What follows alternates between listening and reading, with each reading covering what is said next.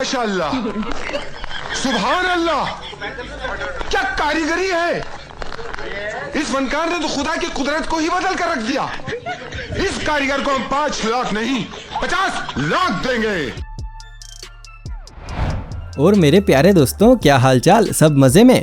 और अगर नहीं भी हैं तो कोई बात नहीं, इस वीडियो को देखकर हो जाएंगे, क्योंकि आज की इस वीडियो में हम आपको कारीगरों और कुछ बेवकूफ़ों के ऐसे बेवकूफ़ी भरे कारनामे दिखाएंगे जिनको देखकर आपका भी हंसते हंसते पेट दर्द हो जाएगा। लेकिन बॉस, इसके लिए आपको वीडियो को पूरा अंत तक देखना होगा, क्योंकि लास्ट में तो और भी ज़्यादा मज़ा आएगा। तो चलिए फिर बिना टाइम वेस्ट किए शुरू करें हम आज की इस मज़ेदार वीडियो को। दोस्तों, अभी के टाइम पर लगभग सभी लोग अपने घरों में सीट टॉयलेट ही बनवा रहे हैं। अब यही बात सोचकर ये भाई साहब भी सीट टॉयलेट ले आए, लेकिन इन्होंने जिस मिस्त्री से टॉयलेट बनवाया वो कुछ ज्यादा ही दिमागदार निकला और उसने ऐसा टॉयलेट बना दिया। अब इस टॉयलेट को देखकर तो मकान मालिक पर खून सवार है, लेकिन मिस्त्री फरार है। दोस्तों, लॉकडाउन के टाइम पर स्कूलों की ऑनलाइन पढ़ाई चल रही थी। अब इसी पढ़ाई के चलते एक पिता ने अपने बच्चों से पूछा कि बेटा, आज तुमने ऑनलाइन क्लास में क्या सीखा? तो इस पर बच्चों ने अपने पापा के सामने उनके आज के ज्ञान को इस तरह से बताया कि भाई साहब, मेरी तो अभी तक हंसी नहीं रुकी। और दूसरे वाले बच्चे ने तो बिल्कुल कमाल ही कर दिया।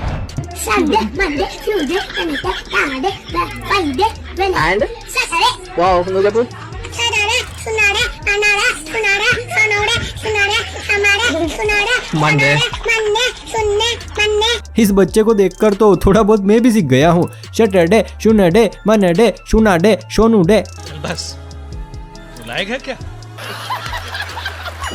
दोस्तों, बहुत सारे लोगों का ऐसा सोचना होता है कि पढ़ाई लिखाई का जिंदगी में कोई भी मतलब नहीं है, और मान लो अगर कभी पढ़ाई कर भी ली तो कौन सी नौकरी लग जाएगी। लेकिन दोस्तों देखो, मेरा मानना तो ये है कि पढ़ाई लिखाई का मतलब सिर्फ नौकरी करना ही नहीं है। अरे, चोरी करने में भी पढ़ाई चाहिए। अब जैसे कि आप इन चोरों को ही देख लीजिए, ये बैंक में ATM मशीन चुराने गए थे, लेकिन बेचारे पढ़ाई के अभाव के कारण गलती से पासबुक प्रिंटिंग मशीन उखाड़ लाए। और जरा इस व्हाइट शर्ट वाले चोर को तो देखो, ओहो हो, कैसे सीना तान कर खड़ा है, जैसे ये चोर नहीं बल्कि खुद ही पुलिस वाला है।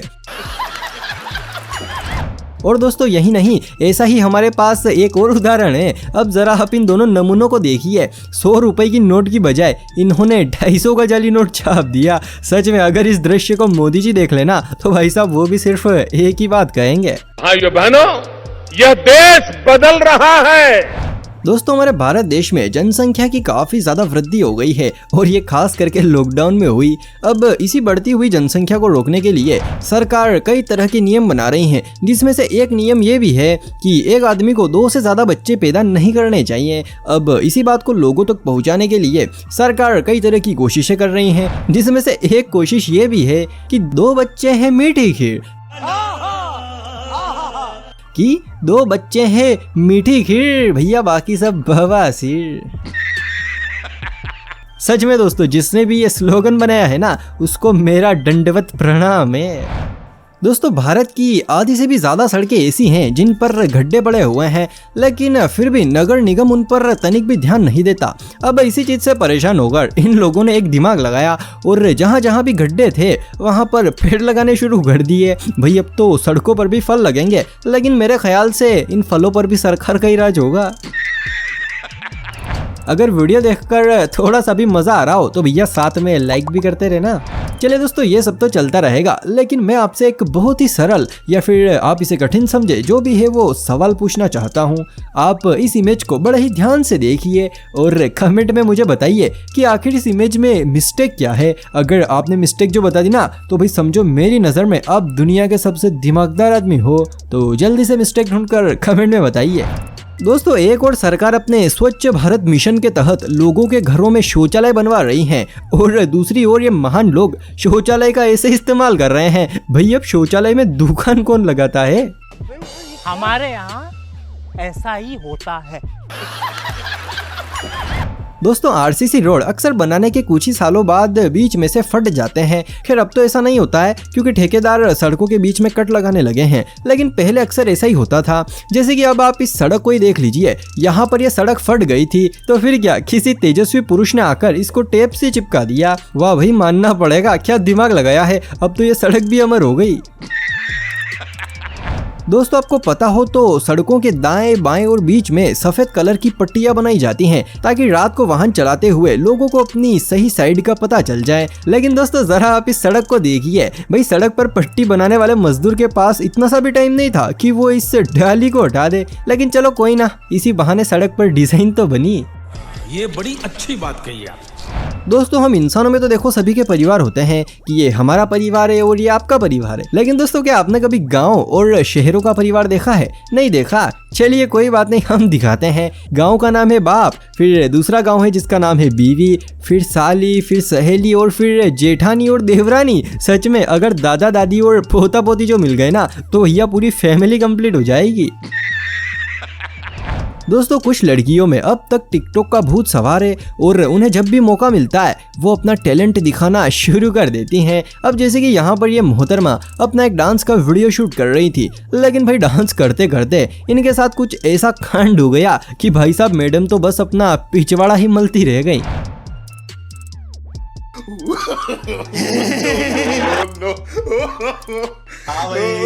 कैसी लगी? आगे स्वाद।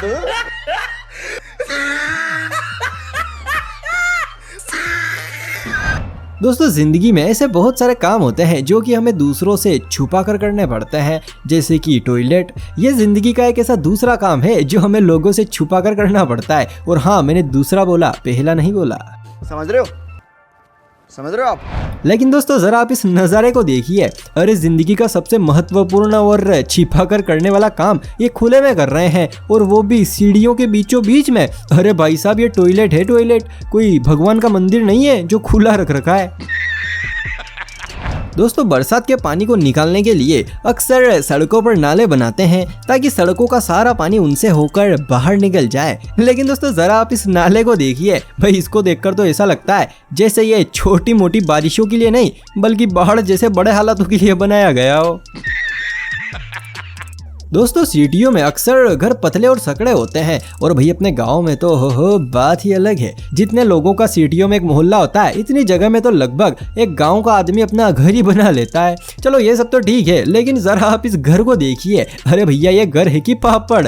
और सबसे बड़ी सोचने वाली बात तो ये है कि आखिर इसमें लोग सोते कैसे होंगे? मेरे ख्याल से तो खड़े खड़े सोते होंगे। लेकिन देखो भाई असल इनाम का हकदार तो मिस्त्री है, क्योंकि भैया ये मुजस्सिमा तो उसी ने तैयार किया है, तो फिर इनाम तो बनता है गुरु। बात तो सही है।